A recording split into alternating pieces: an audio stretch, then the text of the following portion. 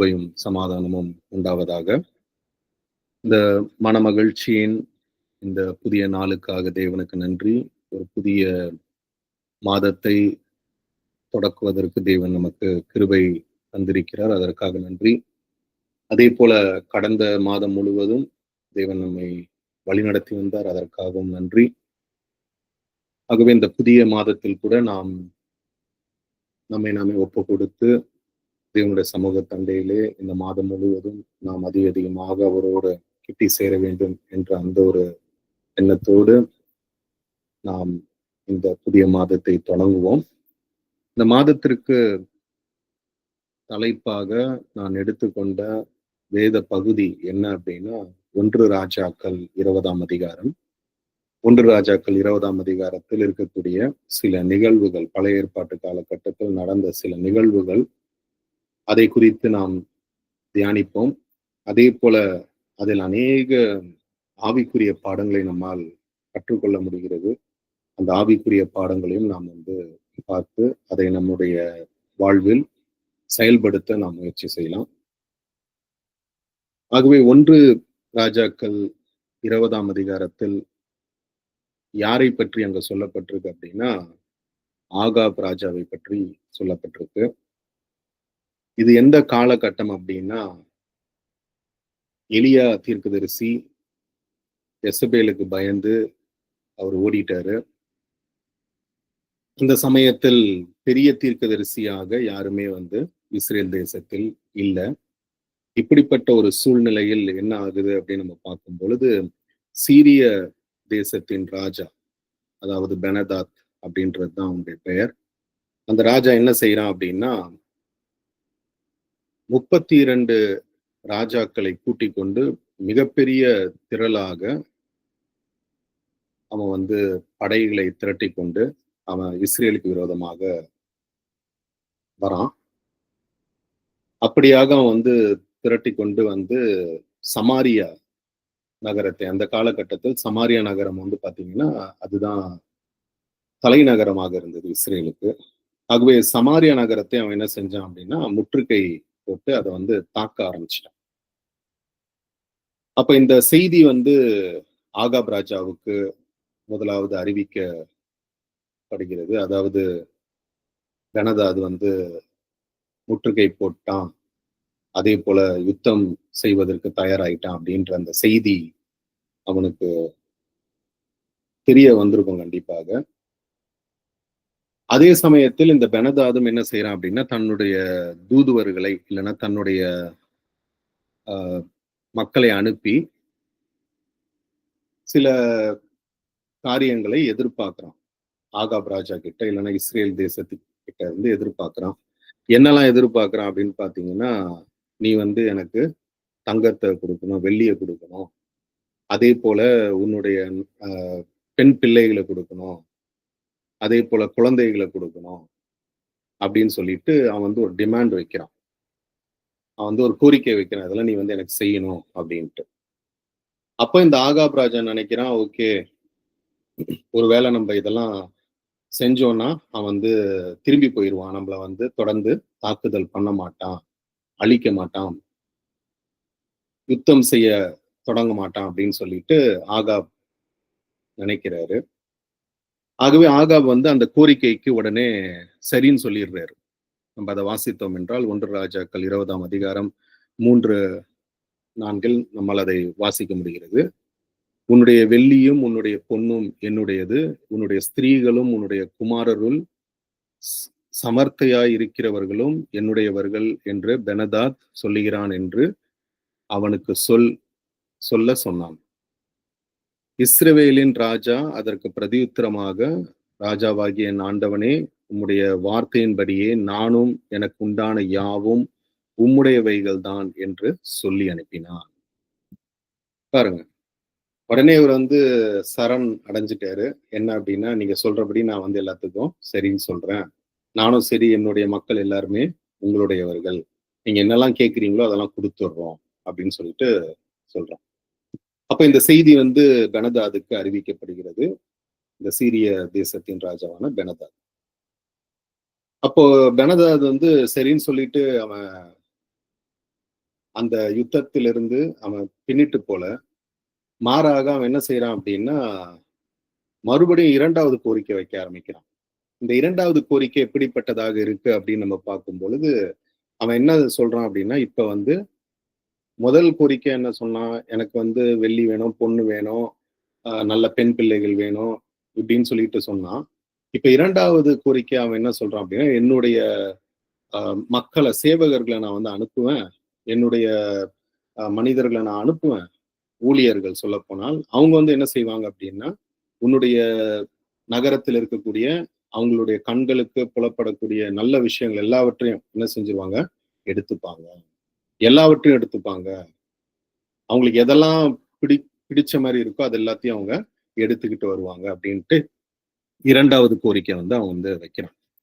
தெளிவா என்ன தெரியுது அப்படின்னா, இந்த பெனதாத் வந்து அவன் யுத்தம் செய்யாம போப்போறது இல்ல அப்படின்றது ரொம்ப திட்டவட்டமாக தெரிகிறது.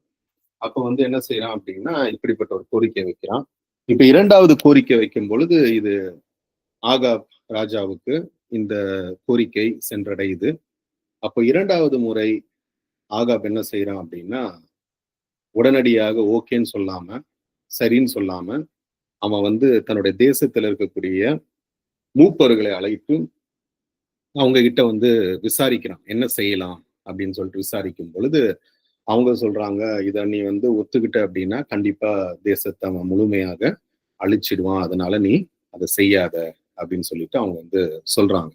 அது வந்து பாத்தீங்கன்னா 5ஆம் வசனம், 6ஆம் வசனத்தில் அது இருக்கு. அந்த ஸ்தானாதிபதிகள் திரும்பவும் வந்து பெனதாத் சொல்லுகிறது என்னவென்றால், உன் வெள்ளியையும், உன் பொன்னையும், உன் ஸ்திரீகளையும், உன் குமாரர்களையும் நீ எனக்கு கொடுக்க வேண்டும் என்று உமக்கு சொல்லி அனுப்பினேனே. ஆனாலும் நாளை இந்நேரத்தில் என் ஊழியக்காரரை உன்னிடத்தில் அனுப்புவேன். அவர்கள் உன் வீட்டையும், உன் ஊழியக்காரரின் வீடுகளையும் சோதித்து, உன் கண்ணுக்கு பிரியமானவைகள் எல்லாவற்றையும் தங்கள் கைகளில் எடுத்துக்கொண்டு போவார்கள் என்றார் என்று சொன்னார்கள்.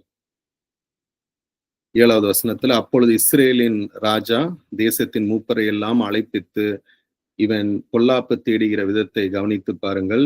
என் ஸ்திரீகளையும் என் குமாரர்களையும் என் வெள்ளியும் பொன்னையும் கேட்க இவன் என்னிடத்தில் ஆள் அனுப்பின போது நான் கொடுக்க மாட்டேன் என்று இவனுக்கு மறுக்கவில்லையே என்றான். அப்போ நீங்க தொடர்ந்து அதை வாசித்தீர்கள் என்றால் நேரம் இல்லை, அதனால அதை சிம்பிளா சொல்லிடுறேன். ஸோ தொடர்ந்து நம்ம வாசிக்கும் பொழுது என்னன்னா, அதை வந்து ஒத்துக்காதீங்கன்றாங்க அந்த மூப்பர்கள். அப்போ அந்த செய்தி வந்து அது சொல்லி அனுப்பப்படுது.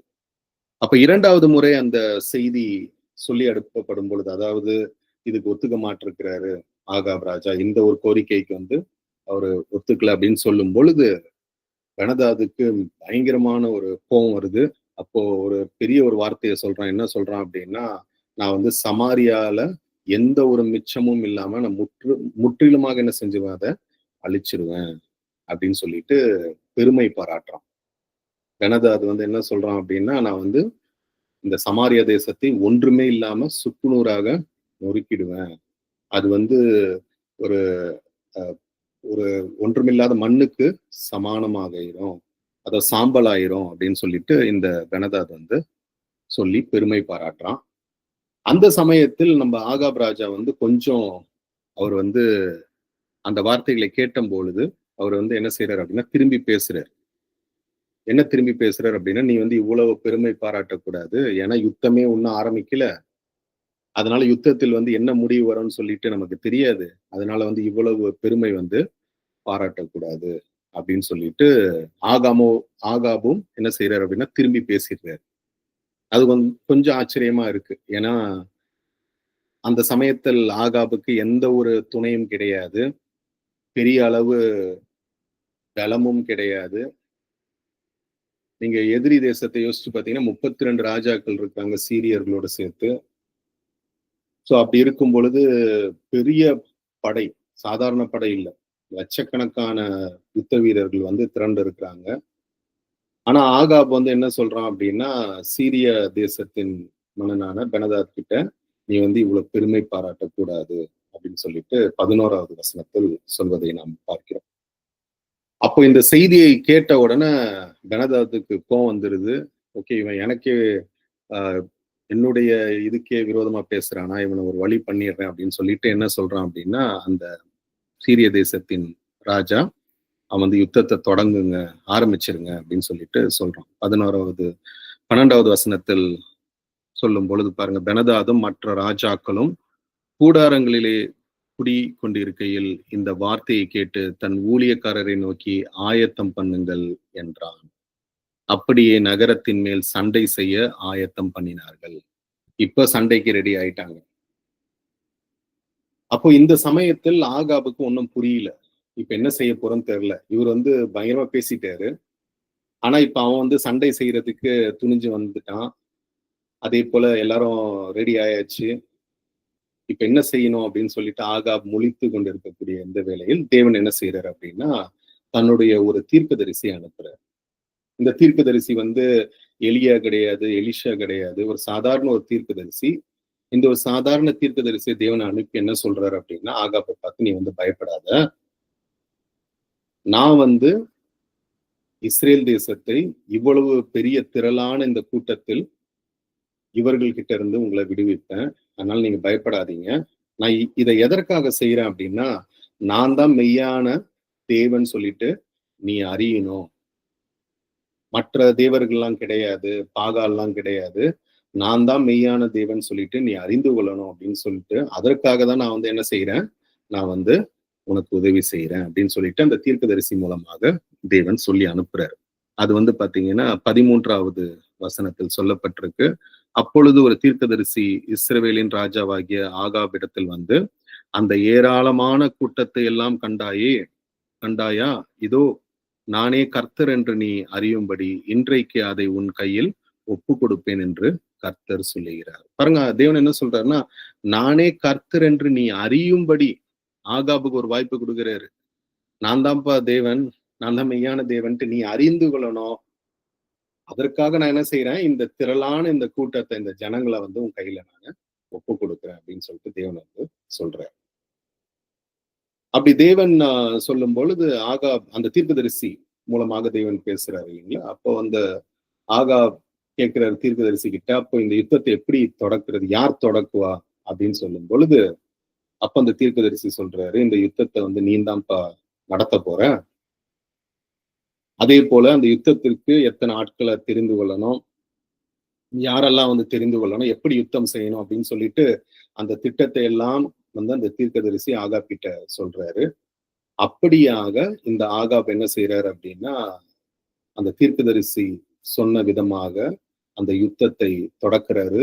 அவர் தான் ஆரம்பிக்கிறாரு. சொல்ல போனா பெனதாது வந்து என்னதான் அவங்க தயாராக இருந்தாலும் யுத்தத்தை தொடக்கிறது யார் அப்படின்னா ஆகாப் தான் தொடக்கிறாரு, அந்த தீர்க்கதரிசி சொன்னதின் பிரகாரமாக. அப்போ அந்த யுத்தம் தொடக்கப்படும் பொழுது இந்த ராஜாக்கள் என்ன செஞ்சிட்டு இருக்கிறாங்க அப்படின்னா, இவங்க வந்து அவங்களுடைய கூடாரங்களில் மதுபானம் குடிச்சுக்கிட்டு அப்படி இருக்கிறாங்க. அப்போ ஆகாப் வந்து தேவன் சொன்ன பிரகாரம் அந்த யுத்தத்தை தொடக்க ஆரம்பிக்கிறாரு. அப்போ அவ்வளவு திரளான ஜனங்களை இவங்க வந்து கொஞ்சம் மக்களை வைத்து என்ன செஞ்சிட்டாங்க அப்படின்னா, அந்த சீரிய தேசத்தையும் சரி, மற்ற அந்த 32 மற்ற தேசத்தின் படைகளையும் சரி துரத்தி அடிச்சிட்டாங்க இஸ்ரேலர்கள். அப்படி துரத்தி அடிக்கும் பொழுது நிறைய பேரை சாகடிச்சிட்டாங்க, சில பேரை பிடிச்சிட்டாங்க. ஆனா இந்த பெனதாத் வந்து என்ன செஞ்சுட்டான் அப்படின்னா தப்பிச்சு ஓடிட்டான்.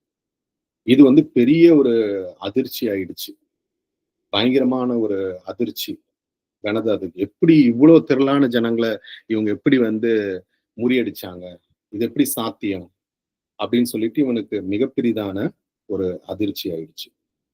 அப்போ பெனதாதுடைய அந்த ஆலோசனைக்காரர்கள் அவங்கெல்லாம் என்ன சொல்றாங்க அப்படின்னா, ஏன் வந்து இஸ்ரேல் ஜனங்கள் ஜெயிச்சாங்க அப்படின்னா அதற்கு காரணம் இஸ்ரேல் தேசத்தினுடைய தேவன் வந்து அவர் வந்து மலை தேவன். அப்படின்னா என்னன்னா மலைகளில் இருக்கக்கூடிய ஒரு தேவன். அதனால மலை பக்கம் வந்து நம்ம போய் இஸ்ரேலை தாக்குதல் செஞ்சோம்னா நம்ம வந்து தோத்துதான் போவோம் அப்படின்னு சொல்லிட்டு சொல்றாங்க. அது வந்து பாத்தீங்கன்னா 23ஆம் வசனத்தில் இருக்குன்னு நினைக்கிறேன். 1 ராஜாக்கள் 20:23. சீரியாவின் ராஜாவுடைய ஊழியக்காரர் அவனை பார்த்து, அவர்களுடைய தேவர்கள் மலை தேவர்கள், அதனால் அவர்கள் நம்மை மேற்கொண்டார்கள். நாம் அவர்களோட சமபூமியிலே யுத்தம் பண்ணினால் நல்லது, அப்பொழுது அவர்களை மேற்கொள்வது நிச்சயம். பாருங்க, இவங்க என்ன சொல்றாங்க, ஏன் வந்து இஸ்ரேல் ஜெயிச்சாங்கன்னா அவங்க தேவர்கள் வந்து மலை தேவர்கள். சோ அதனாலதான் அவங்க வந்து ஜெயிச்சாங்க. நம்ம வந்து அவங்கள வந்து சமபூமியில இல்லைன்னா சாதாரண நிலத்துல வந்து யுத்தம் பண்ணோம்னா கண்டிப்பா நம்ம தான் ஜெயிப்போம் அப்படின்னு சொன்ன உடனே இப்ப பெனதாத் வந்து என்ன செய்யறான் அப்படின்னா 2வது முறை யுத்தத்துக்கு தயாரா வரான். அப்படி 2வது முறை யுத்தத்துக்கு தயாராக வரும் பொழுது தேவன் மறுபடியும் என்ன செய்யறாரு அப்படின்னா ஆகாப் கிட்ட சொல்றாரு, நீ பயப்படாத, நான் வந்து உன்னோட இருக்கிறேன். உனக்கு வந்து நான் இந்த யுத்தத்திலும் நான் வந்து உனக்கு வெற்றியை தரப்போறேன். பெனதாது நினைக்கிறான், நான் வந்து மலை தேவன்ட்டு. நான் மலை தேவன் மட்டும் கிடையாது, சமபூமி மட்டும் இல்ல, அண்ட சராசரத்துக்கும் நான் தான் தேவன் அப்படின்றத அவன் அறியும்படிக்கு நான் வந்து என்ன செய்ய போறேன், உனக்கு வெற்றி தர போறேன். அதனால நீ பயப்படாத. ஆனா முக்கியமா நான் இதை ஏன் செய்யறேன் அப்படின்னா, நான் தான் உண்மையான தேவன்ட்டு நீ அறிந்து கொள்ளணும், நம்முடைய மக்கள் அறிந்து கொள்ளணும் அப்படின்றதுக்காக தான் நான் இதை செய்யறேன் அப்படின்னு சொல்லிட்டு தேவன் வந்து மீண்டுமாக அதை அவனுக்கு வலியுறுத்துறார். 28ஆம் வசனத்தில், அப்பொழுது தேவனுடைய மனுஷன் ஒருவன் வந்து இஸ்ரவேலின் ராஜாவை பார்த்து, கர்த்தர் பள்ளத்தாக்குகளின் தேவனாயிராமல் மலைகளின் தேவராயிருக்கிறார் என்று சீரியர் சொல்லுகிறபடியால் நான் இந்த ஏராளமான ஜனக்கூட்டத்தை எல்லாம் உன் கையில் ஒப்பு கொடுத்தேன். அதனாலே நான் கர்த்தர் என்று நீங்கள் அறிவீர்கள் என்று கர்த்தர் சொல்லுகிறார் என்றான். பாருங்க, தேவன் எதற்காக இதை செய்யறார் அப்படின்னா, தேவன் வந்து இந்த இஸ்ரேல் ஜனங்களும் சரி, ஆகாப் அந்த ராஜாவும் சரி, அவனுடைய வீட்டாரும் சரி, நான் தான் மெய்யான தேவனை இவங்க அறிந்து கொள்ளணும் அப்படின்றதுக்காக தான் தேவன் வந்து அதை செய்யறாரு. அது மட்டும் இல்லாமல் இதுல இருந்து தேவன் சொல்ல வர்றது என்ன அப்படின்னா, நான் வந்து எல்லா இடத்திலும் நான் தான்ப்பா தேவன், ஏதோ ஒரு இடத்துல இருக்கிற தேவன் கிடையாது அப்படின்ற அந்த ஒரு காரியத்தை அங்க சொல்லி காட்டுறேன். அப்ப 2வது முறை அந்த யுத்தம் நடக்குது. அந்த 2வது முறை யுத்தம் நடக்கும் பொழுது பயங்கரமான இழப்பு பெனதாதுக்கும் மற்ற இருக்கக்கூடிய எல்லா தேசத்தாருக்கும் பயங்கரமான இழப்பு ஏற்பட்டுருது. அப்ப பெனதாது வந்து புரிஞ்சிருது அவனுக்கு, நம்ம வந்து ஒன்றுமே செய்ய முடியாது, இஸ்ரேல் தேவன் வந்து அவர் வல்லமையானவர் அப்படின்னு சொல்லிட்டு அவன் வந்து புரிந்து கொள்றான். அப்ப என்ன செய்யணும்னு அவனுக்கு தெரியல. அப்ப அவனுடைய ஊழியக்காரர்கிட்ட கேட்கும் பொழுது அவங்க என்ன சொல்றாங்க அப்படின்னா, இஸ்ரேல் தேவன் வந்து அவரு வந்து ரொம்ப மனதுருக்கம் கொண்ட தேவன் சொல்லிட்டு நாங்க கேள்விப்படுறோம். காட் ஆஃப் மர்சி, அவர் வந்து இரக்கம் உள்ள தேவன். அதனால நீங்க ஒருவேளை நீங்க வந்து ஆகாப் ராஜா கிட்ட போய் சரணடைஞ்சிட்டீங்க அப்படின்னா உங்களை வந்து விட்டுருவாங்க. நீங்க வந்து மன்னிப்பு கேட்டு அவர்கிட்ட சரணடைஞ்சீங்கன்னா ஆகாப் வந்து விட்டுருவாங்க அப்படின்னு சொல்லிட்டு சொன்ன உடனே இந்த பெனதாத் வந்து என்ன செய்யறான் அப்படின்னா தன்னுடைய ஊழியக்காரரை அனுப்பி, நான் வந்து உங்களுடைய அடிமை, இப்ப நான் வந்து நீங்க என்ன சொன்னாலும் நான் வந்து கேட்கிறேன் அப்படின்னு சொல்லிட்டு அவன் வந்து சொல்றான். அது வந்து பாத்தீங்கன்னா 32ஆம் வசனத்தில் இருக்கு. அப்பொழுது அவன் ஊழியக்காரர் அவனை நோக்கி, இதோ இஸ்ரவேல் வம்சத்து ராஜாக்கள் தயவுள்ள ராஜாக்கள் என்று கேட்டிருக்கிறோம். நாங்கள் ரட்டுக்களை எங்கள் அறைகளில் கட்டி கயிறுகளை எங்கள் தலைகளில் சுற்றி கொண்டு இஸ்ரவேலின் ராஜாவிடத்தில் போவோம், ஒருவேளை உம்மை உயிரோடு வைப்பார் என்று சொல்லி இரட்டை தங்கள் அறைகளில் கட்டி கயிறுகளை தங்கள் தலைகளில் சுற்றி கொண்டு இஸ்ரவேலின் ராஜாவிடத்தில் வந்து என்னை உயிரோடு வையும் என்று உமது அடியானாகிய பெனதாத் விண்ணப்பம் பண்ணுகிறான் என்றான். பாருங்க, ஸ்டார்டிங்ல அவ்வளவு பெருமை பாராட்டினான் அந்த பெனதாத். இப்ப ஆரம்பத்தில் அவ்வளவு பெருமை பாராட்டின அந்த பெனதாத் இப்ப என்ன சொல்றான், உமது அடியேன். யாருடைய அடியேன்? ஆகாபுடைய அடியேன். ஆனா ஆகாபுக்கு வந்து எதனால இந்த பெனதாத் அடியேன் சொல்லுகின்ற வண்ணமாக மாறியது அந்த சூழ்நிலை அப்படின்னா அது தேவனால் தான், இல்லைங்களா? ஏனென்றால் தேவன் இல்லை அப்படின்னா இந்த யுத்தத்தில் ஆகாப் ஒன்றுமில்லாம அழிஞ்சு போயிருப்பான். அவனும் சரி, எசபேலும் சரி, நம்பின அந்த பாகால் தேவர்கள்லாம் வந்து அவனுக்கு உதவி செய்யல. மாறாக அந்த மெய்யான தேவன், யாவே தேவன், ஜீவனுள்ள தேவன், அவர் வந்து உதவி செஞ்சாரு. அவர் வந்து இவனுக்கு அந்த யுத்தத்தில் வெற்றியை 2 முறையும் கொடுத்தாரு. அதனாலதான் வந்து பாத்தீங்கன்னா அவனுக்கு வெற்றி கிடைச்சது. ஆகவே இந்த சூழ்நிலை இப்படியாக மாறுவதற்கு முழுக்க முழுக்க காரணம் நம்முடைய தேவன். இப்ப இந்த பெனதாதும் சரி, அவனுடைய ஊழியக்காரரும் ஆகாப் கிட்ட சரணடைய வந்திருக்கும் பொழுது, நாங்கெல்லாம் உமக்கு அடிமைகள் அப்படின்னு சொல்லிட்டு வரும் பொழுது ஆகாப் வந்து என்ன செய்யறான் அப்படின்னா, உடனடியாக அவன் வந்து இந்த பெனதாத ஏற்றுக்கொள்றான். உடனடியாக என்ன சொல்றான், பெனதாத வந்து நீ என்னுடைய சகோதரன் அப்படின்றான். அது மட்டும் இல்லாமல் அவனை கனப்படுத்தி அவனோடு கூட ஒரு சமாதான உடன்படிக்கை வந்து போட்டுடுறான். அது வந்து பாத்தீங்கன்னா 32 அந்த கடைசி பாகத்தில் இருக்கு. அதற்கு அவன், இன்னும் அவன் உயிரோடு இருக்கிறானா? அவன் என் சகோதரன் என்றான். பாருங்க, அவ்வளவு பெரிய எதிரியா இருந்தவன், இப்ப அவன் வந்து யுத்தத்தில் தன்னை அடிமை அப்படின்னு சொல்லிட்டு சொன்ன உடனே, தன்னுடைய சகோதரன் அப்படின்னு சொல்லிட்டு யாரு சொல்றா? ஆகாப் சொல்றான். அதே போல வந்து பாத்தீங்கன்னா, பெனதாதோடு என்ன செய்றான் அப்படின்னா, ஒரு சமாதான உடன்படிக்கை வந்து போட்டுடுறான். அத நீங்க தொடர்ந்து நீங்க 34 வரைக்கும் வாசிச்சீங்க அப்படின்னா, அது உங்களுக்கு தெரிய வரும். அப்ப என்ன ஆகுது அப்படின்னா, தேவன் செய்த அந்த நன்மையை, தேவன் செய்த அந்த மிகப் பெரிதான அந்த இரக்கத்த இந்த ஆகாப் ராஜா என்ன செய்யல? அப்ப கூட உணர்ந்து கொள்ளல. இல்லைங்களா? இந்த பெனதாத் வந்து சரணடையும் பொழுது சொல்லப்போனால் தேவன்கிட்ட போய் கேட்டிருக்கணும். இல்லன்னா அந்த தீர்க்கதரிசி கிட்ட போய் கேட்டிருக்கணும். என்ன செய்யலாம்? இவன் இப்படி வந்து நிக்கிறானே அப்படின்ட்டு. அப்படி கேட்காம உடனடியா என்ன செஞ்சுட்டாரு? இவரு வந்து அவன் என் சகோதரன்ட்டாரு. அதே போல அவன கனப்படுத்திட்டான். அவனுடைய ரதத்துல ஏத்திக்கிட்டான். ஆக்சுவலா நீங்க வாசிச்சு பார்த்தீங்கன்னா, கனப்படுத்துறான். அதே போல அவனோடு வந்து சமாதான உடன்படிக்கைய வந்து போட்டுட்டான். ஆனா தேவனோட திட்டம் என்னவா இருக்கு அப்படின்னா, இந்த பெனதாதையும் சரி, அவனோட கூட்டத்தார் எல்லாரையும் வந்து முற்றிலுமா அழிக்கணும் அப்படின்றது தான் தேவனுடைய திட்டமா இருக்கு. ஆனா தேவன வந்து இன்சல்ட் பண்ற மாரி இவன் என்ன செஞ்சுட்டான் அப்படின்னா, தேவனுடைய அந்த நன்மைய பெற்றுக்கொண்டு, தேவனுக்கு விரோதமாவே என்ன செஞ்சுட்டான் அப்படின்னா, இந்த பெனதாதோட அவன் வந்து ஒரு உடன்படிக்கை பண்ணிக்கொண்டான். அப்ப இத பார்த்த உடனே நம்முடைய தேவனுக்கு ரொம்ப கோவம். பயங்கரமான கோவம். அப்ப ஒரு தீர்க்கதரிசிய வந்து அனுப்புறாரு. அந்த இன்னொரு தீர்க்கதரிசி வந்து என்ன சொல்றாரு அப்படின்னா, "நீ வந்து அழிக்கப்படக்கூடிய இல்லன்னா சாவுக்கு ஏதுவா இருந்த இந்த பெனதாத வந்து தப்பிக்க விட்டுட்ட. நியாய தீர்ப்புக்கு ஏதுவா இருந்த இந்த பெனதாத வந்து தப்பிக்க விட்டதுனால, இந்த நியாய தீர்ப்பு அது உன்மேலும், உன்னுடைய ஜனங்கள் மேலும் வரும்." அப்படின்னு சொல்லிட்டு இன்னொரு தீர்க்கதரிசி மூலமாக தேவன் சொல்லி அனுப்புகிறார். அப்ப இதை கேட்ட உடனே ஆகாபுக்கு வந்து பயங்கரமான ஒரு கோபம், சலிப்பும் கோபம் தான் வருதே தவிர மனம் திரும்புதல் வரல. அத வந்து பாத்தீங்கன்னா 42ல இருந்து நீங்க வாசிக்கும் பொழுது, அப்பொழுது இவன் அவனை நோக்கி, சங்காரத்திற்கு நான் நியமித்த மனுஷனை உன் கையிலிருந்து தப்பி போகும்படி நீ விட்டபடியினால் உன் பிராணன் அவன் பிராணனுக்கு ஈடாகவும் உன் ஜனம் அவன் ஜனத்திற்கு ஈடாகவும் இருக்கும் என்று கர்த்தர் சொல்லுகிறார் என்றான். அதனால் இஸ்ரேலின் ராஜா சலிப்பும் விசனனுமாய் தன் வீட்டிற்கு போக புறப்பட்டு சமாரியாவுக்கு வந்தான். பாருங்க, சலிப்பும் விசனமுமாய், ஆங்கிலத்துல வந்து பாத்தீங்கன்னா he got angry, கோவப்படுறாரு அவரு. அதாவது ஒரு மாதிரி எரிச்சலும் கோவமும் படுறான். ஏன்டா எனக்கு இப்படி பண்றீங்க அப்படின்ட்டு. அப்போ என்ன தெரியுது அப்படின்னா, தேவன் அவ்வளவு நன்மைகளை வந்து அவனுக்கு செஞ்சிருக்கிறார் ஆகாபுக்கு.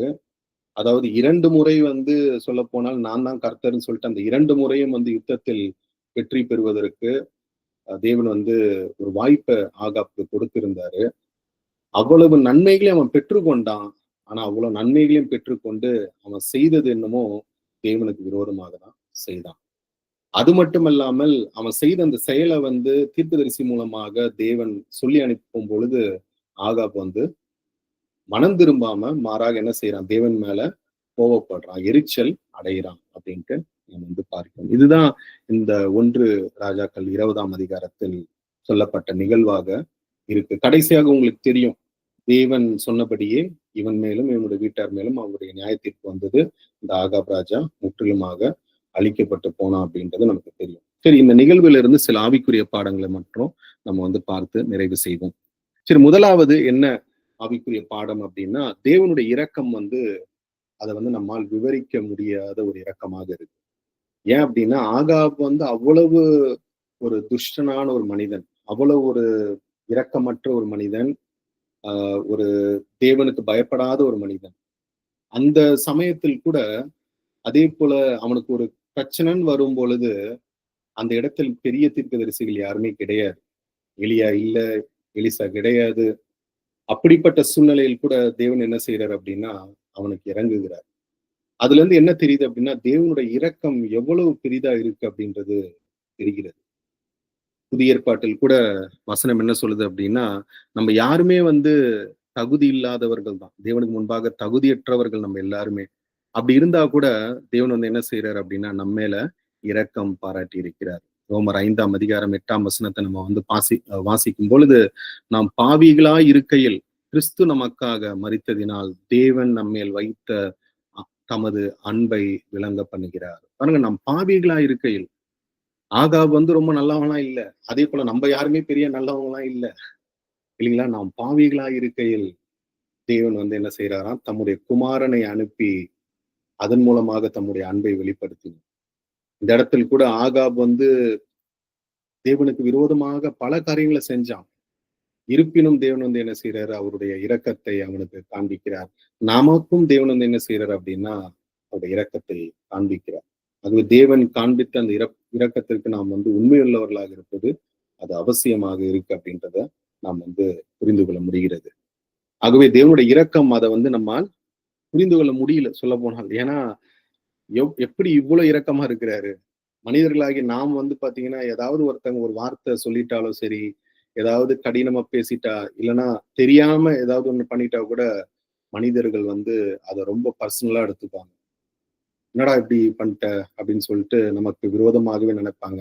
ஆனா தேவனுடைய இரக்கம், அதை நம்ம நினைக்கும் பொழுது எவ்வளவு இரக்கம் உள்ளவர், அதை நம்மால் புரிந்து கொள்ள கூட முடியல அப்படின்றது இந்த ஒரு நிகழ்விலிருந்து தெரிகிறது. இரண்டாவது ஒரு காரியம் என்ன தெரியுது அப்படின்னா, இந்த நிகழ்விலிருந்து அந்த பெனதாதனுடைய பெருமை, அந்த பெருமைக்கு வந்த விளைவு தான் அந்த அழிவு, இல்லைங்களா? அதாவது வசனம் நீதிமொழிகளில் சொல்லப்பட்டிருக்கு என்ன அப்படின்னா, அழிவுக்கு முன்னானது பெருமை, இல்லைங்களா? ஆகவே வந்து இந்த பெனதாது இவன் வந்து அவ்வளவு பெருமை பாராட்டுறான். யுத்தம் வந்து இன்னும் தொடங்கவே இல்லை, யுத்தம் இன்னும் நடக்கவே இல்லை. ஆனா இவன் எப்படி பேசுறான் அப்படின்னா, நான் வந்து ஒண்ணுமில்லாம ஆக்கிடுவேன், நான் ஒன்றுமில்லாம செஞ்சிருவேன் அப்படின்னு சொல்லிட்டு பெருமை பாராட்டினான். ஆனால் அவனுடைய அந்த பெருமை அது என்ன செஞ்சது அப்படின்னா, அவனை ஒன்றுமில்லாமல் நொறுக்கி போட்டது. அப்ப நம்முடைய வாழ்க்கையில கூட நம்ம என்ன புரிந்து கொள்ளணும் அப்படின்னா, நாம் வந்து எப்பொழுதுமே பெருமை பாராட்டக்கூடிய கிறிஸ்தவர்களாக இருக்கக்கூடாது. நாம் வந்து எவ்வளவு நம்மளால சாத்தியமா இருந்தாலும் சரி, எவ்வளவு பெரிய திறமை வாய்ந்தவர்களா இருந்தாலும் சரி, தேவனுடைய இரக்கத்து நிமித்தம் நம்ம செய்யறோன்றத நாம் அங்கீகரிக்க வேண்டும். நாம் அதை வந்து உள்ள மனதில் நாம் ஆழமாக பதித்துக் கொள்வது அவசியமாக இருக்கு. மூன்றாவது பாடம் என்ன அப்படின்னா, இந்த யுத்தத்திலிருந்து தேவன் தான் வந்து மெய்யான தேவன். அது மட்டும் இல்லாமல் எப்படிப்பட்ட இக்கட்டான சூழ்நிலைகள் இருந்தாலும் தேவனால் நம்மை விடுவிக்க முடியும் அப்படின்றது நமக்கு தெரிய வருகிறது. ஏன்னா யோசிச்சு பாருங்க, 32 தேசத்திலிருந்து ராஜாக்கள், சீரிய ராஜா வர வரான். இவ்வளவு பெரிய படைகள் எந்த ஒரு தேசத்தாலும் வெற்றி சிறக்க முடியாது. யோசிச்சு பாருங்க, இன்னைக்கு அப்படி ஒரு தேசம் வந்து இந்தியாவுக்கு விரோதமா 32 தேசம் வருது அப்படின்னா முடியுமா? சாத்தியமா? இல்ல, இல்லைங்களா? நம்ம இன்னைக்கு பேசுறோம். இன்னைக்கு வந்து அறிவியல் வளர்ந்துருச்சு, டெக்னாலஜி வளர்ந்துருச்சு. இன்னைக்கு நம்ம பேசிட்டு இருக்கோம். ஆனா இது நம்ம பேசுறது வந்து பாத்தீங்கன்னா கிட்டத்தட்ட 2000 ஆண்டுகளுக்கு மேலாக பேசுறோம். கிட்டத்தட்ட 3000 ஆண்டுகள் பின்னாடி நம்ம பேசிட்டு இருக்கோம். அந்த சமயத்தில் யுத்தத்தில் அத்தனை திரளான ராஜாக்கள் வராங்க. அப்படி வந்து முற்றுகை போடும் பொழுது கண்டிப்பாகவே ஒரு தனி ராஜாவால அந்த யுத்தத்தில் வெற்றி சிறப்பது அது சாத்தியமே கிடையாது. ஆனா தேவன் என்ன செஞ்சார் அப்படின்னா, முடியாததை அந்த இடத்தில் சாத்தியமாக்கினார். அவர் God is God of possible, இல்லைங்களா? இம்பாசிபிள பாசிபிள் ஆக்குறதா நம்முடைய தேவன், இல்லைங்களா?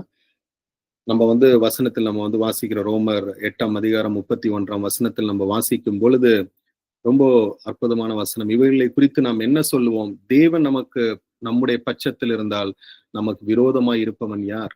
இல்லைங்களா? தேவன் நம் பட்சத்தில் இருந்தால் நமக்கு விரோதமாக இருப்பவன் யார்? அப்ப அதுல இருந்து நம்ம என்ன புரிந்து கொள்றோம் அப்படின்னா, நம்முடைய வாழ்க்கையில கூட பல நேரங்களில் சில சூழ்நிலைகளை பார்க்கும் பொழுது இது சாத்தியமா, இது நடக்குமா, இது நம்மளால செய்ய முடியுமா அப்படின்னு நம்ம வந்து நினைக்கிறோம். ஒரு பிரச்சனையில மாட்டிக்கிட்டோம் அப்படின்னா இதுல இருந்து எப்படி மேற்கொள்ள முடியும், இது வாய்ப்பே கிடையாது, நம்ம நல்லா மாட்டிக்கிட்டோம் அப்படின்னு நினைக்கிறோம். ஆனா நாம் தேவனுடைய சமூக தண்டையில நம்மை சரணடையும் பொழுது, நாம் வந்து ஒப்பு கொடுக்கும் பொழுது சாத்தியம் இல்லாததையும் தேவன் சாத்தியமாக்க வல்லமை உள்ளவராக இருக்கிறார், இல்லைங்களா? தேவன் வந்து பாத்தீங்கன்னா சொல்றாரு, நான் வந்து மலைகளின் தேவன் மட்டும் கிடையாதுப்பா, எல்லா இடத்துக்கும் நான் தேவனா இருக்கிறேன்ற. He is the only true God. அவர் மட்டுமே ஜீவனுள்ள மெய்யான ஒன்றான தேவன் அப்படின்றது நமக்கு தெரிகிறது. அப்படிப்பட்ட தேவனை நாம் தொழுது கொள்வோம். அன்றைக்கு ஆகாபுக்கு வெற்றி கொடுத்த அந்த தேவனை தான் நாம் இன்றைக்கு தொழுது கொண்டிருக்கிறோம். அதனால அவ்வளவு பெரிய படைகளை வீழ்த்தி போட்ட தேவன் நம்முடைய வாழ்க்கையிலயும் பாத்தீங்கன்னா எவ்வளவு பெரிய தடைகள், எவ்வளவு பெரிய பிரச்சனைகள், எவ்வளவு பெரிய பாடுகள், எவ்வளவு பெரிய சாத்தியமற்ற சூழ்நிலைகள் இருந்தாலும் அதை மாற்றக்கூடிய தேவனை நம்ம வணங்கி கொண்டிருக்கிறோன்றத நாம் ஒருபொழுதும் மறக்கக்கூடாது. அதே போல இன்னொரு ஒரு பாடத்தை நம்ம என்ன இதுல இருந்து கவனிக்கணும் அப்படின்னா, ஆகாபுடைய அந்த கீழ்ப்படியாமை அது தேவனுக்கு விரோதமான ஒரு செயலாக இருக்கிறது இல்லைங்களா? ஆகாப் ஓரளவுக்கு கீழ்ப்படிஞ்சான். அந்த யுத்தத்தில் என்னெல்லாம் செய்யணும்னு சொல்லிட்டு தேவன் சொல்லும் பொழுது அதுக்கெல்லாம் கீழ்ப்படிஞ்சான். ஆனா கடைசியாக பாத்தீங்கன்னா அவன் தேவனுக்கு தன்னை ஒப்பு கொடுப்பதை காட்டிலும் அவன் உலகத்தின் பின்னாடி இல்லைன்னா அந்த வெனதாது பின்னாடி போயிட்டான். அப்போ அந்த முழுமையான கீழ்ப்படிதல் அந்த இடத்தில் காணப்படல. நம்முடைய வாழ்க்கையில நாம் அப்படி இருக்கக்கூடாது. நாம் முழுமையான கீழ்ப்படிதல் உள்ளவர்களாக இருப்பது அவசியமாக இருக்கு. ரொம்ப அற்புதமான ஒரு வசனம் 1 சாமுவேல் 15ஆம் அதிகாரம் 22ஆம் வசனத்தில் அதற்கு சாமுவேல் கர்த்தருடைய சத்தத்திற்கு கீழ்ப்படுகிறதை பார்க்கிலும் சர்வாங்க தகன பலிகளும் கர்த்தருக்கு சர்வாங்க தகனங்களும் பலிகளும் கர்த்தருக்கு பிரியமா இருக்குமோ, பலியை பார்க்கிலும் கீழ்ப்படிதலும் ஆட்டு கடாக்களின் இனத்தை பார்க்கிலும் செவி கொடுத்தலும் உத்தமம். என்ன சொல்றாரு அப்படின்னா, தேவனுக்கு இந்த பலிகள் இதெல்லாம் முக்கியம் இல்லப்பா, கீழ்ப்படி, அவருடைய வார்த்தைக்கு ஒப்பு கொடு, அவர்கிட்ட நீ இரு, உலகத்தின் பின்னாடி இருக்காத, அவர்கிட்ட ஒண்ணு ஒப்பு கொடு அப்படின்னு சொல்லிட்டு சொல்றாரு. ஆகாப் செய்த தவறு அவன் என்ன தவறு செஞ்சான் அப்படின்னா, தேவனிடம் அவன் தன்னை முற்றிலுமாக ஒப்பு கொடுக்கல, அவன் கீழ்ப்படியில இல்லைங்களா? மாறாக தேவனுக்கு விரோதமாக அவன் பண்ணிட்டான். தேவன் எந்த தேசத்தை அழிக்கணும்னு நினைச்சாரோ அந்த தேசத்தோடவே சமாதான உடன்படிக்கை பண்ணிட்டான். அந்த ராஜாவையே விட்டுட்டான். என்னமோ இவன் கையில தான் எல்லா பவரும் இருந்த மாதிரி இல்லைங்களா? தேவன் தான் உதவி செய்தார் அப்படின்றத அவன் மறந்து போயிட்டான். அப்ப நம்முடைய வாழ்க்கையில நாம் முழுமையாக கீழ்ப்படிவது அவசியமாக இருக்கு. அந்த கீழ்ப்படிதல் இல்லாமல் போகும் பொழுது தேவனுடைய அந்த கோபாக்கினை அது நம்ம மேல வரும். கடைசியாக இந்த நிகழ்வுல இருந்து நாம் கற்றுக்கொள்ளக்கூடிய ஒரு பாடம் என்னவா இருக்கு அப்படின்னா, மனம் திரும்புதல் எவ்வளவு அவசியம் அப்படின்றது நமக்கு தெரிகிறது. அதாவது இவ்வளவு தவறு அவன் செய்தால் கூட ஆகாது, தேவன் 2 முறை அவனுக்கு சொல்றாரு, நான் தான் தேவன்ட்டு நீ அறியறதுக்காக தான்ப்பா இந்த யுத்தத்தில் உனக்கு வெற்றி தரேன்னு சொல்றாரு. அதெல்லாம் அவன் புறக்கணிச்சிட்டான். அப்படி இருந்தால் கூட கடைசியாக ஒரு தீர்க்கதரிசியை அனுப்பி அவனை கண்டிக்கிறாரு. அந்த சமயத்திலேயாவது அவன் என்ன செஞ்சிருக்கலாம், மனம் திரும்பி இருக்கலாம். மாறாக அந்த சமயத்தில் கூட அவன் என்ன செய்யல, மனம் திரும்பாம தேவன் மேல கோபமும் தேவன் மேல எரிச்சல் தான் அவனுக்கு உண்டாகிறது. அவன்கிட்ட என்ன ஆகல, மனம் திரும்பல. கடைசியா பாத்தீங்கன்னா இந்த ஆகாப் கடைசி வரைக்கும் தேவனை நம்பாமல் தேவனை விசுவாசிக்காமல் அவன் தொடர்ந்து ஒரு அபிசுவாசியாகவே இருந்து அவன் மரித்து போனான். தேவனுடைய நியாய தீர்ப்புக்கு அவனும் அவனுடைய வீட்டாரும் அவங்க ஆளானார்கள். அப்ப இதுல இருந்து நம்ம என்ன ஒரு பாடத்தை கற்றுக்கொள்றோம் அப்படின்னா, சில நேரத்தில் நாம் கூட தவறு செய்யறோம், பாவங்கள் செய்யறோம், தகுதியற்ற காரியங்கள் செய்யறோம். ஆனா அதை எச்சரிப்பதற்காக தேவன் என்ன செய்யறாரு அப்படின்னா, தேவ மனிதர்கள் மூலமாக, வார்த்தைகள் மூலமாக அவர் நமக்கு அதை கொடுக்கிறாரு, சொல்றாரு, மனம் திரும்புப்பா அப்படின்ட்டு நமக்கு எச்சரிக்கிறார். ஆகவே நாம் மனம் திரும்புவது ரொம்ப அவசியமாக இருக்கு. இந்த மனம் திரும்புதல் ரொம்ப ரொம்ப அவசியம்.